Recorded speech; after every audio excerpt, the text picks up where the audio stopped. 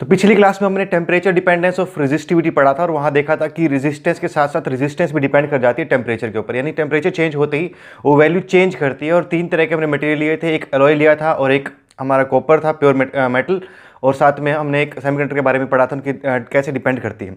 तो उसी टॉपिक के बारे में थोड़ा सा और आगे है ये, क्योंकि आप देखो जानते हो रेजिस्टेंस में दो चीज़ें आती हैं। एक तो आता है लेंथ, क्योंकि रो एल बाई ए होता है, वो तो लेंथ भी डिपेंड करती है टेम्परेचर पर, और रेजिस्टिविटी तो करती ही थी, वो तो प्रॉपर्टी थी। तो अगर इसका ओवरऑल डिटेल में दोनों हमें कोफिशिएंट दिए गए हों, कोफिशिएंट ऑफ लीनियर एक्सपेंशन भी दिया गया हो और कोफिशिएंट फॉर रेजिस्टिविटी भी दिया गया हो, कैसे वो चेंज करता है टेम्परेचर डिपेंडेंस कोफिशिएंट वो भी दिया गया हो, तो फिर ओवरऑल रेजिस्टेंस कैसे डिपेंड करती है उसका फॉर्मूला ये होता है, कैलकुलेशन से पूरा निकाला गया। उसके बाद फाइनल ये आता है। ये सिर्फ कंपटीशन के लिए टॉपिक है जो मैं आज ये करवा रहा हूँ, और जो मोस्टली जो टॉपिक मैंने आज लिए न्यूमेरिकल जो लिए हैं वो सारे कंपटीशन के लिए ही हैं। तो ये है रेजिस्टिविटी का जो टेम्परेचर कोफिशिएंट आएगा वो रेजिस्टिविटी के टेम्परेचर कोफिशिएंट माइनस अल्फा, यानी कि thermal expansion coefficient, linear expansion coefficient, उसको माइनस करने के बाद आएगा। यानी टेम्परेचर डिपेंडेंस कोफिशिएंट रेजिस्टेंस का रेजिस्टिविटी के कोफिशिएंट में से माइनस कर दो एक्सपेंशन कोफिशिएंट को, तो वो बनेगा हमारा रेजिस्टेंस का thermal expansion coefficient, sorry resistance का कोफिशिएंट। क्लियर। तो अब एक हमारे वैसे मोस्टली क्या होता है कि जो हमारा अल्फा होता है, अल्फा यानी कि जो एक्सपेंशन कोफिशिएंट होता है वो बहुत कम होता है as compare to temperature dependence coefficient for resistivity. मतलब अल्फा पी बहुत बड़ा रहता है अल्फा से, इसलिए हमेशा इसको इग्नोर कर देते हैं और हम ज़्यादा चेंज लेते नहीं, चाहे रेजिस्टिविटी का दिया हो चाहे रेजिस्टेंस का दिया हो, हम उसी को मोस्टली यूज़ कर लेते हैं क्योंकि उसी वही ऑलमोस्ट इक्वल वैल्यू आती है, क्योंकि अल्फा बहुत छोटा होता है। लेकिन एक ऐसा मटेरियल भी हमारे पास, इसको बोलते हैं मैग्नीन। तो मैग्नीन वाले केस में ऐसा रहता है कि अल्फा बड़ा होता है एज कंपेयर टू अल्फा रो, यानी रेजिस्टिविटी कोफिशिएंट तो छोटा है लेकिन एक्सपेंशन कोफिशिएंट बड़ा है। तो इसीलिए मैग्नीन एक हमारा ऐसा मटेरियल होता है जिसके केस में जो अल्फा आर आता है वो नेगेटिव आता है, यानी कि अगर उसके मैग्नीन वाले केस में ये सेमीकंडक्टर नहीं है लेकिन फिर भी इसी केस में अगर आप उसको हीटअप करते हो तो उसकी रेजिस्टेंस घट जाती है। ठीक, ये सेमीकंडक्टर नहीं है। सेमीकंडक्टर में तो दूसरा रीज़न होता है उनके चेंज होने का। वहाँ पे तो क्या होता है कि उसको जो नए इलेक्ट्रॉन पेयर क्रिएट हो जाते हैं, होल पेयर क्रिएट हो जाते हैं, इस वजह से वहाँ पे नए चार्ज कैरियर्स क्रिएट हो रहे हैं, तो वो रीज़न था वहाँ पे तो चेंज होने का। लेकिन यहाँ पर उसके बगैर भी ये होता है, अल्फा के ऊपर बेस्ड अल्फा की वैल्यू इस तरीके से आती है कि वो एक्सपेंड ज़्यादा कर जाती है और एज कम्पेयर टू जितना रेजिस्टिविटी में चेंज आता है उसके मुकाबले। क्लियर। तो ये था हमारा टेम्परेचर कोफिशिएंट के बारे में कंप्लीट। अभी एक और टॉपिक जो आपने 10th क्लास में पढ़ रखा है, हीटिंग इफेक्ट ऑफ करंट। ये वही वाला बस फॉर्मूला ये डायरेक्ट की क्या होता है, I H equal to I square R T V square by R T, जो आपने पढ़ा होगा, बस थोड़ा सा बेसिक। इस पे क्वेश्चन आ चुके कंपटीशन में, सुन लो। असल में जो फॉर्मूला के जो डेरिवेशन है ये आया कहाँ से है, ओरिजिनेट जो हमने पहला चैप्टर पढ़ा है इस क्लास में यानी कि 12th में, ये वहाँ से हुआ है। एनर्जी कितनी थी, चार्ज मल्टीप्लाई बाय वोल्टेज, तो कितना चार्ज फ्लो करके जा रहा है और कितना पोटेंशियल डिफरेंस के अक्रॉस, उतना एनर्जी उसकी डिसिपेट कर जाती है। वही एनर्जी है जो हीट के रूप में अपीयर होती है। तो अगर मैं उस फॉर्मूले चलूँ और मान लेता हूँ कि D Q amount of charge गया है, तो अगर D Q amount of charge गया है तो डी क्यू इंटू वी ये बनेगा small amount of heat generated, क्योंकि इतनी ही एनर्जी उस चार्ज ने लूज की है और वही उसी को वो अल्टीमेटली फाइनल यानी कि हीट के रूप में डिसिपेट करेगा। तो अगर मैं उसका टोटल निकालना तो इंटीग्रेशन करना पड़ेगा। अच्छा, डी क्यू की वैल्यू क्या होती है, आई इंटू डी टी है ना। डी क्यू की वैल्यू क्या होता है, D Q by D T is equal to I होता है, करंट होता है, तो वहाँ से हमारा डी क्यू आ गया आई इंटू डी टी। तो बेसिक फॉर्मूला तो ये है कि वी आई डी टी बनता है हमारा हीट का लॉस। अब अगर वो करंट को वोल्टेज को वेरिएबल दे देते हैं फिर तो हम उसके हिसाब से इंटीग्रेशन करते हैं, और अगर नहीं देते हैं, वेरिएबल नहीं हो, वो कॉन्स्टेंट हो उसकी वैल्यू, तो कॉन्स्टेंट वाले केस में फिर ऊपर वाले फॉर्मूले जो हमने बना रखे हैं वही बन जाते हैं, जैसे आई वी टी या V square by R T, Ohm's law use करके वो सब बन जाते हैं। ठीक, बस थोड़ा सा चेंज है कि असल फॉर्मूला वो आई वी डी टी का इंटीग्रेशन है जो 10th क्लास में हम पढ़ते हैं। और ओम्स लॉ था 10th क्लास में, तो वहाँ पर वो चीज़ वेरिएबल नहीं थी, वो कांस्टेंट हो जाती है। एक बार जितना पार्टिकल वोल्टेज के लिए पार्टिकल करंट ही फ्लो करता है, वो टाइम पे डिपेंड नहीं करता करंट। एक बार जो वोल्टेज आपने अप्लाई कर दिया उसके हिसाब से रेजिस्टेंस में करंट कांस्टेंट ही चलता है। अगर आपको वोल्टेज ही चेंज करोगे तो करंट चेंज होता है। तो वहाँ पर तो 10th क्लास में उतना ही था, इसलिए वहाँ पर फॉर्मूला ये बन गया था। अब यहाँ पर क्वेश्चन अलग भी आ सकता है। क्लियर। तो ये दो कॉन्सेप्ट थे जो छोटे मैंने कॉन्सेप्ट कवर करने थे। कुछ न्यूमेरिकल उठाता हूँ, कुछ कॉन्सेप्ट हम न्यूमेरिकल के थ्रू करेंगे। अब देखना, एक और क्वेश्चन मैंने लिया जो थोड़ा बहुत सिखा चुका उसको पहले अप्लाई करना सिखा रहे हैं। तो मान लो हमारे पास एक क्वेश्चन है हमारे पास, इसमें करंट की वैल्यू, फिर से देखो तरीका वही है कि आपको क्वेश्चन को सुनना है, सुनने के बाद उसको पॉज करना है, पॉज करने के बाद खुद ट्राई करना है। तो ये करंट है, करंट का जो एक्सप्रेशन है वो दिया 4 + 2t², यानी करंट डिपेंड कर रहा है टाइम के ऊपर, वो चेंज हो रहा है, किसी वजह से हो रहा होगा, टाइम के ऊपर चेंज करो तो वोल्टेज चेंज नहीं हो रही, करंट चेंज हो रहा है, शायद उसकी रेजिस्टेंस घट बढ़ रही होगी, उस वजह से वो हो रहा हो, जो भी रीज़न रहा हो, करंट चेंज हो रहा है, उसकी वैल्यू आ रही है 4 + 2t²। और आपसे क्वेश्चन है कि कितना चार्ज फ्लो करेगा उस सर्किट में से 4 सेकंड टू 10 सेकंड, यानी 4 सेकंड से लेकर के 10 सेकंड के बीच में टोटल चार्ज कितना चला जाएगा, वो वैल्यू आपको निकालनी थी। आप अब पॉज करो और उसको खुद सोल्व करो, ठीक। और जिसका सोल्व नहीं हो रहा है तो मुझे देखो, हमने बेसिक फॉर्मूला में आपको बताया भी था, अभी यूज भी किया है। तो dq/dt इक्वल टू क्या होता है, आई। तो dq क्या बन जाएगा, आई dt। और अगर आई वेरिएबल हो फिर टोटल चार्ज निकालने के लिए हमें क्या करना पड़ेगा, इंटीग्रेशन।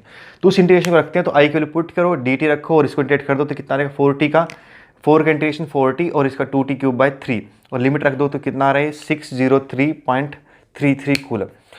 क्लियर। ये था कैसे हम निकालते हैं जब करंट वेरिएबल हो तो चार्ज कैसे निकालते हैं। इस टाइप का क्वेश्चन आया हुआ है पहले, मतलब कंबाइंड था पहले, ये और ये कंबाइंड करके आया था क्वेश्चन, नीट में बहुत बढ़िया क्वेश्चन आया था 3 साल पहले। तो ये तो हमारा हुआ चार्ज का कैसे निकालते हैं। अब एक और क्वेश्चन है, देखना, ये भी बहुत बढ़िया क्वेश्चन है, ये एडवांस में आया लेकिन बहुत पुराना क्वेश्चन है एडवांस का। इसमें यह था कि एक स्फेरिकल शेल है, अंदर एक स्फेरिकल शेल है RA रेडियस का, उसके बाहर एक उसको एनक्लोज किया गया एक और शेल से RB रेडियस के, मतलब अंदर एक खोखली बोल है, खाली बोल है RA रेडियस की, उसके ऊपर एक और बड़ी बोल है RB रेडियस की। RA से लेकर के RB के बीच का जो गैप आता है, जो उसके बीच में स्पेस बनेगा, उसको भरा गया एक मटेरियल से, इसकी रेजिस्टिविटी है रो, एक रो रेजिस्टिविटी के मटेरियल से उसको भरा गया है। अब क्वेश्चन ये है कि अगर हम A और B के बीच में रेजिस्टेंस पूछे तो कितनी आएगी। A एक पॉइंट है इनर शेल के ऊपर और B एक पॉइंट है आउटर शेल के ऊपर, तो इनके बीच में अगर हम बैटरी कनेक्ट कर देंगे तो इफेक्टिव रेजिस्टेंस कितनी आएगी, ये क्वेश्चन था। पॉज करो, खुद ट्राई करो, और नहीं हो रहा तो फिर देखो। हमें A और B के बीच में रेजिस्टेंस निकालनी है, तो आपको देखो फॉर्मूले वही है बेसिक की, क्लास क्वेश्चन तो 10th क्लास में NTSC तक भी आ सकता था, तो फिर भी क्योंकि अब बेसिक फॉर्मूला तो वही है, आपको अप्लाई करना है, कैसे अप्लाई कर सकते हो। तो R क्या होता है, ρL/A, रो रेजिस्टिविटी वो तो कांस्टेंट है। L क्या होता है, जिसके थ्रू करंट पास होकर के जाता है, और A क्या होता है, वो एरिया जो उसके रास्ते में जिसमें से करंट बाहर निकलेगा, ठीक, जो एरिया इसमें से करंट बाहर निकलेगा। अब अगर इसको हम इमेजिन करें तो क्या हो रहा है कि अगर हमने बैटरी का ये टर्मिनल लगाया यहाँ पर, तो करंट क्या होगा, चार्ज जो भी करंट आएगा वो अंदर से ऐसे बाहर निकलेगा। क्योंकि वैसे सर्किट में अगर हम लीनियर सर्किट लेते हैं तो उस केस में क्या होता है, इधर से करंट इधर जाता है, लेकिन ये दूसरे तरह का स्फेरिकल है, इसमें अंदर से करंट कहाँ जाएगा, बाहर की तरफ, क्योंकि हमने एक अंदर वाला टर्मिनल हाई पोटेंशियल पे रखा है, बाहर वाला लो पे रखा है। या उल्टा भी करोगे आप तो बाहर से अंदर आएगा, मतलब वो रेडियली अंदर करंट आएगा और रेडियली ही करंट बाहर जाएगा। तो अगर हम इसमें डिस्ट्रीब्यूशन देखें तो एरिया जिसमें से करंट पास कर रहा है वो चेंज होता जा रहा है, पहले छोटा एरिया था फिर बड़ा एरिया था, तो एरिया क्या हो रहा है यहाँ पे, वेरिएबल है, चेंज होता जा रहा है। तो अगर एरिया वेरिएबल है तो इसमें डायरेक्ट फॉर्मूला फिर यूज नहीं हो सकता, क्योंकि फॉर्मूले में कौन सा ए रखोगे आप, ए तो दो तो हमें दिख ही रहे हैं, एक तो अंदर वाला और एक बाहर वाला, वैसे ए लाखों हैं, और क्योंकि ए से छोटे से लेकर के बाहर तक तो बहुत सारे एरिया बन जाएंगे ना बीच में, तो इसलिए वो सारे नहीं, इसमें जगह कोई हमारे पास एक ही है, तो इसलिए उसको वेरिएबल मान के सोल्व करते हैं। और वेरिएबल मान के क्या होगा, अब DL की बात, L लेंथ कौन सी होगी, लेंथ वो होता है, अगर मैं इसमें एक एलिमेंट ले लेता हूँ छोटा, देखो इंटीग्रेशन दिख रही है साफ, अब इंटीग्रेशन लेनी है, कैसे लेंगे इंटीग्रेशन, हम इसमें एक छोटा सा एलिमेंट ले लेंगे बीच का, किसी R रेडियस का कोई हमने एलिमेंट ले लिया और उसकी थिकनेस मान ली DR, तो R रेडियस का हमने एरिया ले लिया, उसकी थिकनेस मान ली DR, तो ये DR रेडियस हमारी बन गई, थिकनेस बन गई। तो इसमें से करंट जा रहा है, यूँ फ्लो हो रहा है करंट, आउटवर्ड रेडियली फ्लो हो रहा है। तो इस बार L का रोल कौन प्ले कर रहा है, DR, तो L की जगह पे क्या आ गया, DR आ गया। और एरिया कौन सा हो गया, इस स्फेरिकल शेल का एरिया जो हमने अभी लिया है वो कितना होता है, 4πr²। बस आगे कुछ नहीं, एक बार एक्सप्रेशन बन गया, आगे आपको सिंपल इंटीग्रेशन करनी है, इंटीग्रेशन करोगे सीधा आपका आंसर आएगा ρ/4π 1/RA - 1/RB। क्लियर। ये एडवांस में क्वेश्चन था, थोड़े पुराना क्वेश्चन है, 15-16 साल पहले आया था। क्लियर, कैसे रेजिस्टेंस निकालते हैं अगर वो रेडियली बाहर जा रही हो, तो ऐसे सिलेंड्रिकल क्या भी आ सकता है, तो वो भी हम कर लेंगे। अब एक और क्वेश्चन आया हुआ है, ये हमारा इसका है, टेम्परेचर डिपेंडेंस का है। तो एक टोस्टर है, उस निक्रोम एलॉय उसमें यूज़ हुआ है, एक टोस्टर में निक्रोम एलॉय यूज़ हुआ है और उसको लगातार 120 वोल्ट सप्लाई हुई है। एक टोस्टर निक्रोम का, उसको लगातार 120 वोल्ट सप्लाई की गई है, और जैसे ही उसको 0 डिग्री सेल्सियस पे ऑन किया गया था, मतलब जब उसको ऑन किया गया तो टेम्परेचर था सराउंडिंग का 0 डिग्री सेल्सियस, तो उसने 1.5 एम्पेयर करंट ड्रॉ किया। थोड़ी देर के बाद स्टेडी स्टेट अचीव होने के बाद उसने 1.33 एम्पेयर करंट ड्रॉ किया, मतलब अब वो लगातार 1.33 एम्पेयर ड्रॉ करे जा रहा है, यानी अब उसका जो करंट है वो कांस्टेंट हो गया है। पहले कांस्टेंट नहीं था, 1.5 एम्पेयर स्टार्टिंग में आया, वो घटता रहा, फाइनली कितना हो गया, वो 1.33 एम्पेयर, वहाँ पे जाकर के वो कांस्टेंट हो गया। क्वेश्चन आपसे है कि उसका टेम्परेचर क्या है फाइनल, जो स्टेडी स्टेट में टेम्परेचर आएगा वो क्या है। तो क्वेश्चन से ये अंदाजा, और अल्फा दिया गया है, अल्फा यानी टेम्परेचर डिपेंडेंस दिया गया है 0.00045, 3 जीरो के बाद 45 अगर आपको नज़र नहीं आ रहा हो तो वो है। अब क्वेश्चन है कि टेम्परेचर कितना आएगा फाइनल। देखो इस क्वेश्चन को देख के लग रहा है कि उसमें जो उसकी रेजिस्टेंस है फिर वो चेंज हुई होगी, क्योंकि करंट को चेंज कौन कर रहा है, यहाँ तो वोल्टेज चेंज हो नहीं रहा है, तो करंट को चेंज तो फिर रेजिस्टेंस कर सकती है ना, तो वो चेंज हुई होगी। वो किससे चेंज होती है, वो तो चेंज होती है टेम्परेचर से। तो टोस्टर था, जैसे जैसे गर्म हुआ होगा, हीटअप हुआ होगा, वैसे वैसे उसकी रेजिस्टेंस बड़ी होगी और फिर करंट घटा होगा, और फाइनल स्टेडी स्टेट में हमको 1.33 एम्पेयर मिल गया है। तो क्वेश्चन ये है कि जब वो पूरा गर्म हो जाता है तो उस टाइम पर टेम्परेचर से क्या होता है। तो बेसिक फॉर्मूला हमारे पास एक ही था, R equal to rho naught. Question देखने में मुश्किल कितना लगता हो, पर है बहुत easy. R equal to rho naught 1 plus alpha delta T. उसके बाद डायरेक्ट वैल्यू यहाँ रखो, आपको जरूरत भी नहीं है 120 वोल्ट को कैलकुलेट करने की, डायरेक्ट आएगा। तो R की जगह पे देखो कैलकुलेशन के स्किल है जो हम पहले भी आपको बता रखे हैं। R की वैल्यू क्या आएगी हमारी, V/I। V कितना है 120 लिख दिया। I को 1.33 यूज़ नहीं किया, वो यूज़ करोगे तो कैलकुलेशन कॉम्प्लेक्स हो जाएंगी। 1.33 का मतलब क्या होता है 4/3, तो उसको 4/3 यूज़ किया। ठीक है, ऐसे ये R नॉट 120 और 1.5 को 3/2 यूज़ किया। बाकी वैल्यूज़ रखी, सोल्व किया, तो ये वैल्यू आ रही है अप्रोक्सीमेटली 284 डिग्री सेल्सियस। तो इस टाइप के क्वेश्चन हमारे रहते हैं टेम्परेचर डिपेंडेंस पे। ठीक है, 3 तरह के क्वेश्चन मैंने उठाए हैं, डिफरेंट कैटेगरी के थे, इससे डिफरेंट स्किल्स हमको समझ में आते हैं।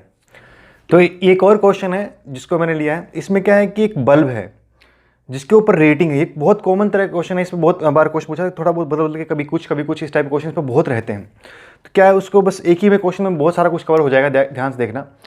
इसमें 220 वोल्ट की उसकी रेटिंग है और 40 वोल्ट लिखा हुआ है, 220 वोल्ट और 40 वोल्ट रेटिंग है। इसका यह मतलब होता है कि जब उसको 220 वोल्ट सप्लाई करोगे तो 40 वोल्ट पावर प्रोड्यूस करेगा। अच्छा, पहले क्वेश्चन एक्सप्लेन करता हूँ कि आप खुद ट्राई कर सको। तो ये इस पर रेटिंग थी। आपसे सवाल ये था कि क्या होगा अगर उसको 200 वोल्ट की पावर दी जाएगी तो क्या होगा। अगर पावर नहीं, वोल्टेज, अगर उसे 200 वोल्ट की सप्लाई दी जाएगी तो क्या होगा, यानी कि कितनी पावर प्रोड्यूस होगी। दूसरा क्वेश्चन ये है कि अगर उसे 330 वोल्ट की सप्लाई दी जाए, 330 वोल्ट की सप्लाई दी जाए, तो फिर वो नॉर्मल ब्राइटनेस पे ग्लो कर सके, उसके लिए क्या करना पड़ेगा, क्या कर सकते हैं हम कि वो नॉर्मल ब्राइटनेस पे ग्लो करे अगर 330 वोल्ट देते हैं तो। ये 2 क्वेश्चन हैं, इनको ट्राई करो और तब तक मैं एक्सप्लेन करता हूँ।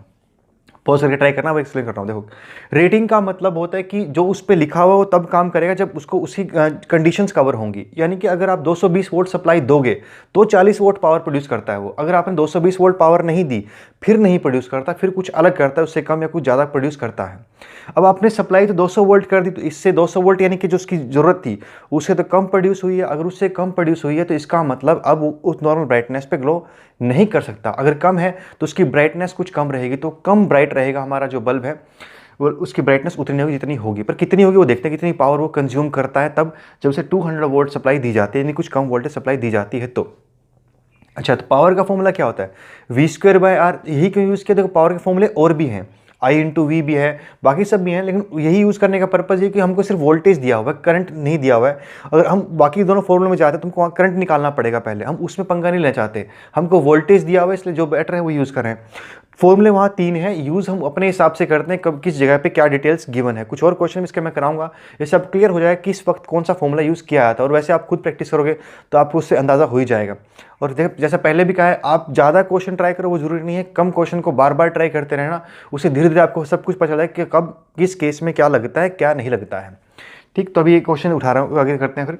तो पावर कितनी है, अभी V²/R फॉर्मूला होता है, और इसमें V क्या है, जो सप्लाइड है, ये पावर है जो प्रोड्यूस्ड, यानी जो अभी पावर प्रोड्यूस करेगा। वो निकालने के लिए वोल्टेज वो होगी जो आपने उसको अभी सप्लाई की है, और R उसकी कांस्टेंट होती है, जो थी वो वही रहेगी। आप वोल्टेज कम सप्लाई कर लो, वोल्टेज ज़्यादा सप्लाई कर लो, ऐसा करने से उसकी रेजिस्टेंस पे कोई फ़र्क नहीं पड़ता, वो तो उसकी प्रॉपर्टी है। जब तक वो बल्ब वही है तब तक उसकी रेजिस्टेंस भी वही है। तो आर तो वही था, लेकिन वोल्टेज वो होगी जिस पे आप पावर निकालोगे। तो मैं नई पावर निकाल रहा हूँ, इसलिए वोल्टेज की जगह पे क्या आएगा, नई अप्लाइड पावर आएगी। लेकिन आर निकालने के लिए मेरे पास कोई तरीका तो है नहीं, तो मैंने ये डाटा यूज़ किया, क्योंकि जो रेजिस्टेंस तब थी जब ये डाटा था वो रेजिस्टेंस अब भी होगी, वो सेम रहनी है। तो इस डाटा से मैंने पहले उसकी रेजिस्टेंस निकाली। कैसे, पावर का फॉर्मूला V0² बाय R लगा दिया। तो ये पावर भी कौन सी है, इनिशियल है, यानी कि इनिशियल पावर पी नोट है। तो अगर ये पी नोट होगी तो V naught square by R होगी, यहाँ से आर मिला हमारा V naught square by P naught. अगर उसको यहाँ सब्स्टिट्यूट करते तो आपको नई पावर मिल जाएगी V naught square by P naught. देखो अब कैलकुलेट करना नहीं है, आप अलग से उसमें यहाँ पे वैल्यूज निकाल दोगे तो फालतू में टाइम वेस्ट करोगे, उसका फायदा कुछ नहीं था। जो कुछ करना सब यहीं पे करो, वी अप्लाइड का स्क्वायर अपॉन वी नोट का स्क्वायर इंटू पी नोट। तो ये 200 अपॉन 220 का स्क्वायर, अगर आप थोड़ा सा इसको यही माइंड में कैलकुलेट करोगे तो ये साफ दिख रहा है कि 10 अपॉन 11 का स्क्वायर है, यानी ऊपर कितना हो गया 100, नीचे कितना हो गया 121 इंटू 40। तो ऊपर कितना हो गया हमारा 100 इंटू 40 4000 और नीचे 121 है, काट दो उसको दोनों को, तो अप्रोक्सीमेटली 33 वॉट पावर प्रोड्यूस होगी। क्लियर। तो इस तरीके से हम इसको कैलकुलेट कर सकते हैं, अंडर वोल्टेज को सप्लाई की जाएगी, जो जरूरत है उससे कम उसको सप्लाई की जाएगी। तो अब दूसरा पार्ट भी इसका है, उसको देखना ध्यान से। उस दूसरे पार्ट में क्या है कि ये पूछा गया है कि भी वो नॉर्मल ब्राइटनेस पे ग्लो कर सके तो उसके लिए क्या करना पड़ेगा। देखो उसकी सप्लाई तो ज़्यादा हुई है तो ब्राइटनेस ज़्यादा आएगी, फेल होने के चांसेस हैं। तो ऐसे केस में हम क्या करते हैं, उसमें कुछ रास्ते में रेजिस्टेंस यूज़ करते हैं। वही एक तरीका भी वोल्टेज को और कौन कंज्यूम कर सकता है, कोई रेजिस्टेंस ही खा सकता है, तो हमने उसके पैरेलल में लगाया कि वो एनर्जी को डिसिपेट वही करवाता है, तो उसके यहाँ पे वही लगाना पड़े, सीरीज में लगाया। अगर आपने उसको पैरेलल में लगा दिया तो पैरेलल में तो वो वोल्टेज कम नहीं करेगा, वोल्टेज उसी सेम रहेगी, और हमें यहाँ वोल्टेज रिड्यूस करनी थी। तो सीरीज में एक रजिस्टर यूज़ हुआ, उसकी वैल्यू कितना को निकालना है। अब ये खेल है, आप निकाल तो सकते हो, कितना जल्दी निकाल सकते हो वो बस एक ट्रिक है फिर से, क्योंकि यही तो कंपटीशन है और ये सारा वैसे तो प्रैक्टिस है, ट्रिक कुछ भी नहीं होती। तो अगर यहाँ पे हम 330 वोल्ट सप्लाई करते हैं तो इसमें करंट तो कांस्टेंट जाएगा। उस करंट कांस्टेंट के हिसाब से मुझे पता है सीधा सीधा कि भी 220 वोल्ट तो इसको लेना है, 110 इसको लेना है, आधा ये खाएगा आधा ये खाएगा। तो इसके लिए कितना जाएगा, आई इंटू आर बी, इसका वोल्टेज ड्रॉप हो गया क्योंकि करंट इसमें से जो जा रहा है वो मल्टीप्लाई बाय आर बी यानी कि रेजिस्टेंस ऑफ बल्ब। तो कितना बन गया हमारा 220। और ठीक इसी तरीके से यहाँ पर I इंटू एस, एस मान रखा मैंने इस अननोन रजिस्टर को, तो इसको S है तो I इंटू एस वो ये खाएगा और वो 110 हो गया। अब इसको डायरेक्ट डिवाइड कर दो, I से I कट गया यानी करंट निकालने की जरूरत नहीं पड़ी, तो आर बी अपॉन एस आ गया और ये सीधा 2 आ गया, तो आर बी बाई 2 आ गया हमारे पास S। और आर बी की वैल्यू हमने यहाँ निकाली थी 220 का स्क्वायर अपॉन 40 इंटू 2, यानी 220 का स्क्वायर ऊपर है और नीचे कितना 80 है। सोल्व करोगे तो ये अप्रोक्सीमेटली हमारा 605 ओम आ रहा है। ठीक, अब इसको थोड़ा जानते हैं चीज़ क्या होती है। इसी को चौक कहते हैं, जो 605 ओम की जो रजिस्टर हमने लगाई इस रास्ते में, इसको ही हम चौक कहते हैं। आपने देखा ट्यूबलाइट के अंदर एक स्क्वायर सा बॉक्स सा लगा होता है, जो बड़ी ट्यूबलाइट होती है हमारी उसके अंदर लगा होता है, वो दरअसल चौक होती है। उसका काम क्या होता है कि जो वोल्टेज आगे सप्लाई उसे कम कर देना, कि जो हमारी ट्यूबलाइट है वो बड़ी सोफिस्टिकेटेड होती है, ज़्यादा वोल्टेज जरूरत नहीं पड़ती है उसको, तो आधी वोल्टेज को वहाँ कंज्यूम करवाना पड़ता है। वो एक तरीके से वो अपना स्टोर करके भी रखती है चौक, वहाँ अगर उसमें यूज़ करते हैं दूसरा मटेरियल यूज़ करते हैं, पर काम उससे क्या होता है कि आधी वोल्टेज को कंज्यूम कर लेना, तो ये इसको चौक कहते हैं। तो ये चौक हमें 605 ओम की उसमें लगानी पड़ी, जिसने पावर आधी कम कर दी और वो नॉर्मल ब्राइटनेस पे ग्लो कर सका।